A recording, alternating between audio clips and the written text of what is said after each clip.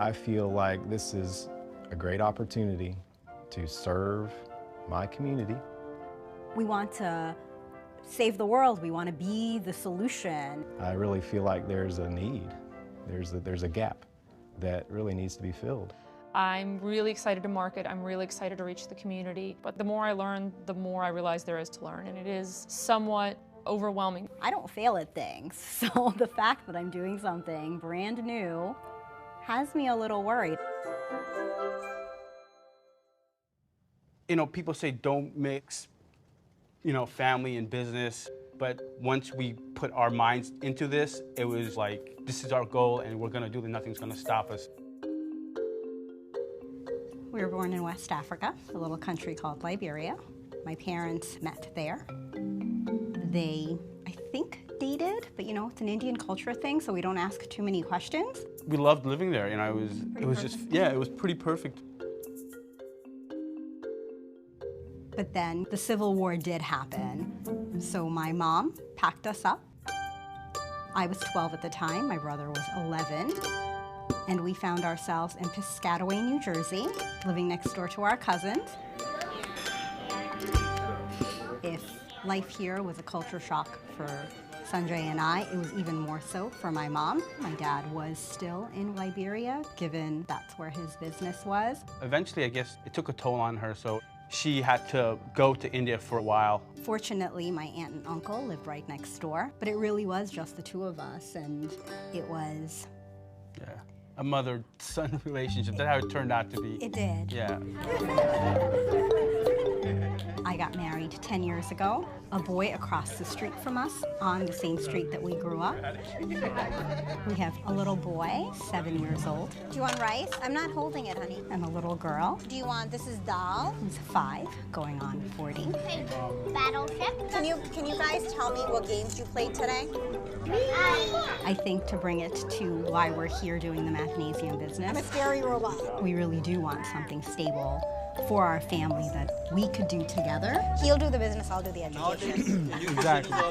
We're going to worry about money for a little while. My salary is already in the 6 figures, so I would actually be giving up something with no idea as to whether we would be getting it back. It's not 100% sure. But you have to take risks like that. I feel like we're taking a leap of faith here. Good luck for your business. Yeah. Teachers do a fantastic job. They work very, very hard, but the expectations for them are very high. My name is Jason Reeves. I'm from North Central Florida. It's a very rural part of Florida. I went to school in a small town called Interlochen. I went to college and returned to teach. I actually taught social studies. Spent 5 years as a school teacher in Putnam County. Putnam County is one of the poorest districts in Florida. So I've gotten to see elementary school students and the struggles that they all have, but great kids. I spent 7 years as an assistant principal, and I've spent the last 6 years as a principal. So I've just completed 20 years in the public school system. When I began seriously considering opening my own business, I gravitated towards something that I felt like I had some expertise in. So I began looking around at tutoring centers. Well, in my search, I came across Mathnasium. I feel very confident with the curriculum. I feel like the instruction and the materials are top-notch. My wife is very supportive, probably because she's heard me talk about starting a business for years now, and I'm finally pulling the trigger. So I've put all the chips on the table with this venture. I never ever thought that I would be in the math education field, but I never thought that I would be in criminal law either. My name is Heather Pastor Ballesteros. I lived in the DC area until college, went to Georgetown, and then went to law school in Miami. I worked at the Public Defender's Office in Ocala, Florida, which is a small town south of Gainesville. It was a job that I absolutely loved, and a job that I never thought I would do. I'm gonna get ready for soccer. So I have 2 girls. Adriana is 8 and Emmeline is 6. Oh, lovely. And they are both Mathnasium students. I found Mathnasium literally driving by. I literally turned my car, drove in, and here we are. I love you, Mom. I love you, boo-boo. I have to give my husband Gene credit for the idea of actually owning a Mathnasium. We were both at a point of pivots in our career, and we were looking to do something different, and this was something totally outside of the box. And it's pretty out here. We have 2 territories. One is in Murrieta, California, and one is just south in Temecula, California. We had a list of all of the available territories, so we said, we're going to make a cross-country move. As a parent, I knew that the product was appealing. Good job, Ems. From a business perspective, my husband has a finance background, and he did a lot of research comparing different companies, comparing different franchise opportunities, just verifying this was something that we wanted to invest in. So the question to you, The idea that I could come to Mathnasium with a great structure, a great team, is really appealing. All right, let's put all of your ideas to good use. Because it takes all of the good aspects of owning a business. Desk tools are manipulatives. It blends that with the tools that Mathnasium gives you. All right. My parents are very, very supportive, but not thrilled that the grandchildren are across the country. I think my mom and my husband are convinced that eventually I'll take the California bar, but I am very convinced that I will not take the California bar.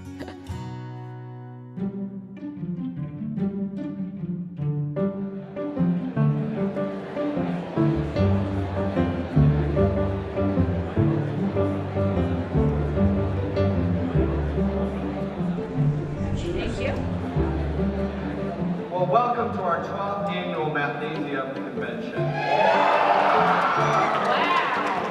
Congratulate yourselves. We have 800 people this year.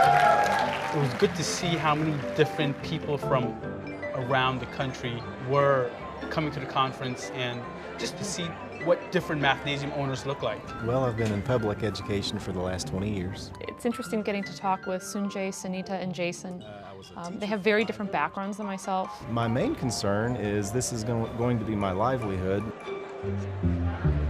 Yeah, the financial piece for sure is a huge burden. You know, I was a sole breadwinner for my home. I had a very nice income, and all of that went away. And so I believe that struggle motivated me to do all that was necessary to ensure that the business was successful. What piqued your interest in Mathnasium? Well, I had a background in a totally different field. Okay. I was working as an actor and writer, Okay. and I just realized that I wanted something that I could sustain myself on and feel happy with what I do. Yeah. So I opened in January of 2012.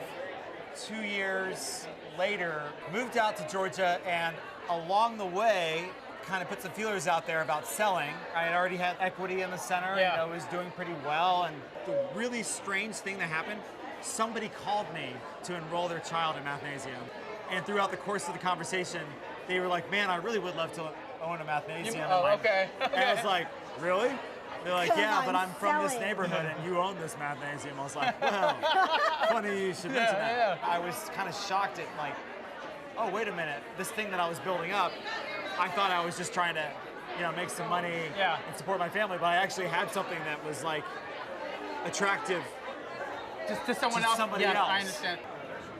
The #1 producing owner in the network, Mo Khalil. I have been communicating with Mo quite a bit, but actually getting to meet him in person was pretty cool. Yeah, I wanted to talk to you about owning multiple centers. Having 2 is really challenging, and it seems overwhelming at times. What is your secret? So to run multiple centers, it's all about people, but finding the right people to complement my skills. And so, I love math, I'm really good at math, but to run a business, you're not really going to teach a lot, right? And so my strengths were always sales, marketing, leadership. And so same thing for you, sit down, figure out what do you want to do in your business, right? If I want someone to develop a relationship with parents, talk to parents, well then I go after that skill. They might not necessarily have the best math skills, which is okay, because that's not what they're there for. I think that's the best part of Mathnasium process so far, is just having people help me. Everybody else has kind of made the mistakes before, and so why relive them, right?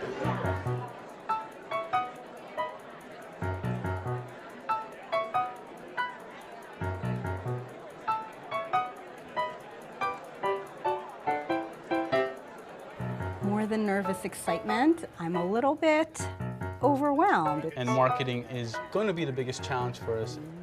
No marketing experience here. It's really Yeah. beginning to scare me a little bit. How do we know what to do? I'm not alarmed that you feel that way. A lot of new franchisees have questions about advertising. Am I gonna have to create my own ads? Am I gonna have to create my own banner? Absolutely not. So it's our responsibility to do that for you. Then the second piece is delivering to you a plan that you can use before you even open your center. And we call that the startup marketing plan. And so that'll give you a case-by-case perspective of what to do when, how much it's gonna cost, and then how many leads you should expect from each marketing tactic. So a big part of our job and our opportunity is to simplify your life. The people here have been great. The other franchisees really come from a diverse background. No two people come at it exactly the same. What in terms of marketing, what has worked for you guys? Getting in the community, going on Saturdays to the Little League picture day and standing out there and handing out gifts. We got a banner up at the local high school, you know, over the fields. I'll tell you, one of the best ways we've gotten, it was an idea that Christine had early on. We had a friend who's a baker, and she makes the best cupcakes in Augusta. Oh, that's a good contact, yeah. So we would order 90 dozen of these cupcakes. She does frosting and the little red A+. Yeah. And we would just go to the schools, not ask for anything, not ask to talk to anybody. Nobody's going to turn away cupcakes, I guess. Exactly. And they got to the point where they saw the pink boxes coming and they'd say, like, oh, Mathnasium is here with the cupcakes. Yeah.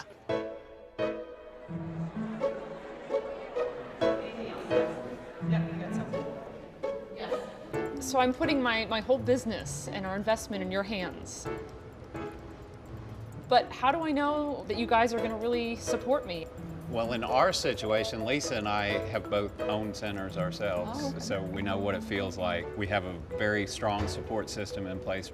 So the next step, once you get your doors open, then you'll be transitioning over to your long-term FBC, or your franchise business consultant. The franchise business consultant's job is to make sure you perform well. They make sure that you operate efficiently and you have high performance. So we have a set of key metrics we want you to make. We want to make sure you're getting X number of marketing leads per month. We want to make sure you're converting those right percentages. We want to make sure you retain students for the length of time. You don't want to be losing students faster than you're gaining them ever. That's always a bad sign, right? So you guys have been doing this for a while. So can you kind of enlighten me on your experience with headquarters? They're certainly not perfect people, but I will tell you that the core beliefs of the founders have been there from the beginning, and the real key has been continuous improvement. They keep getting better and better and better. That's good to hear. Training has become more extensive than it was when we started. The whole franchise business consultant program, again, didn't exist. We didn't have that resource. Still room for improvement, but that's what's so exciting is, and they actually listen to us. Is there going to be like an aha moment to say, okay, after 2 months, 3 months of opening the franchise, to say, okay, there is a light bulb goes off and we can understand the processes and yes, and, as soon as the fear gets over, yeah. to be honest. Yeah.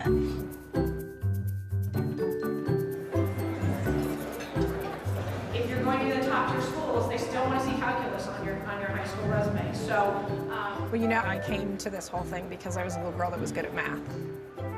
So Jennifer and I both have an interest in pushing young women to reach their potential, drawing girls into Mathnasium to help them succeed. I was a strong math student, but I knew exactly what point my confidence waned, and that was the biggest problem I had was my confidence. Yeah, so and when was it? Honors geometry. I didn't have that team support saying that you can do this and giving me the confidence to keep going in it. What you'll see a lot of times is mothers who they're well-meaning and they want it, but they console their daughters. They say, it's okay, sweetie. I wasn't really good at math and I turned out fine. So you don't really need to be either. And so then everybody just kind of shrugs and says, oh, well, she's more interested in dance and she's not interested in math, so we'll just let it stop. So that's something that I would really like to push. I would like to keep my enrollment for high school girls up. And I guess it's a challenge for me. So I was a math teacher for about 22 years. Well, Nick Millay was interesting. We have quite a bit in common. We're both former educators. What were your class sizes like in Nevada? Oh, well, every year they got bigger. And my last year I taught, which is 2013, I had 60 kids in one of my classes. Wow, that is challenging. And you can't teach effectively. So how did the transition for you occur from the classroom to now Mathnasium center owner? Well, I mean, it's a leap of faith. I was nervous, and am I going to put students in the seats? and we've been real successful. We grew real fast. But I mean, you know, before I opened, I had that worry, and after I opened, I had that worry, and last night I had that worry, and I don't think that's ever going to go away. And I saw the curriculum, and that was the big thing for me. It was philosophically very much how I always taught in the classroom. So I thought, you know what, I got to do it. Right. There's no looking back. I couldn't be happier that I made the switch. I'm intrigued by the curriculum. What inspired you to go down this path? Well, the biggest surprise of the day was I got to meet Larry. David was there as well. I started teaching in 1974, grades 7, 8, and 9. And I realized that my kids were working developmentally around the 3rd and 4th grade level. So every day I would create material for my kids. I spent many, many hours using the old mimeograph machines. Then in 1980, my son was born, Nick. So I started creating more material that would be appropriate for him. At that point, I actually evolved into a curriculum consultant for various schools. And those schools wanted me to develop material, if you will, to fill in the cracks that every textbook series has some, what people consider cracks. Absolutely. And since Mathnasium has started, we've taken that material and fleshed it out now into material that the entire system uses. I mean, yeah, the real goal was to take what Larry had created and make it possible for other people to use it. When we started, and Larry and I were the first. We were it. That was the education department, and we basically opened the first learning center. There was no headquarters or anything like that. The goal for me was to make it so that other people could use what we call now teaching the Mathnasium way. It's like there's the recipe, which is important, but then there's the cook. You know, if you can't cook, I can give you a great recipe. That's going to do you no good. Yeah. In fact, it's probably better to be a good cook with a lousy recipe than it is to Sounds right. the other way around. So Larry trained the first couple of teachers, and then I basically threw Larry out of the center. I sent him home. He wasn't allowed anywhere near the place because we really wanted to find out if it could operate without me, without him. Because if it couldn't, then we had a one-center business. It's a one-center business, yeah. And it was only at that point, which I think is 2005, that we felt comfortable. Actually, 2004 is when we did our first franchise training. Right. So then we're like a married couple. Yeah, exactly. When's our anniversary? I have no idea. You know, he's sort of like the face of Mathnasium. You know, when you think of Mathnasium, you think of Larry. It's just it's an amazing story. In summary, I think the best part of the conference has been the people. Having that close connection with them, developing relationships, bouncing ideas off each other. I actually woke up in the middle of the night thinking, crap, oh my God, we're doing this. There seems to be a common thread with many of the franchisees that I've spoken to, and that's the child is most important. That gives me some confidence that if I can keep the kids front and center, I'll be okay.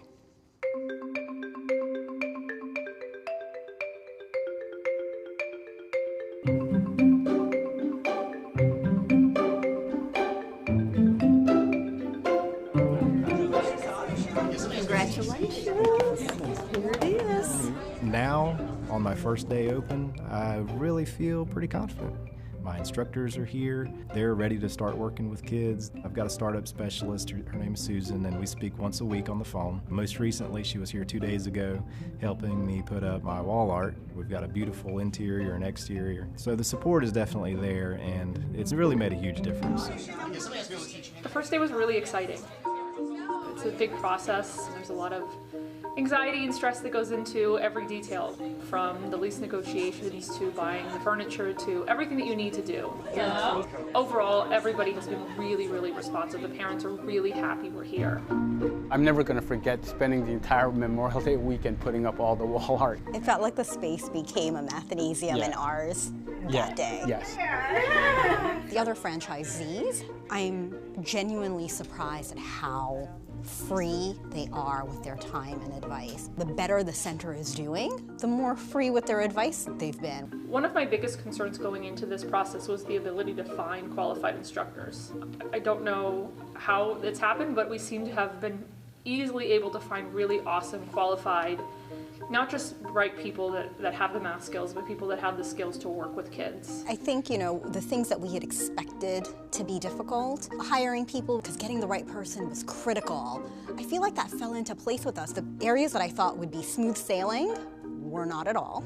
And the areas that I thought would be really difficult have turned out to be more enjoyable. Oh, so close. 3, 2,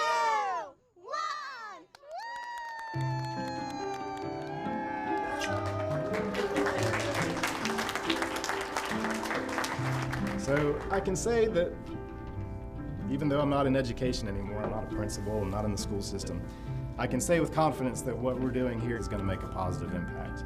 Something that I can feel good about when I go to bed at night. I may choke up a little now, so. Everything about Mathnasium spoke to us in our souls. We feel such a connection to all of the kids that have walked through our center. Thank you to everyone in the room. Thank you to the crybaby next to me.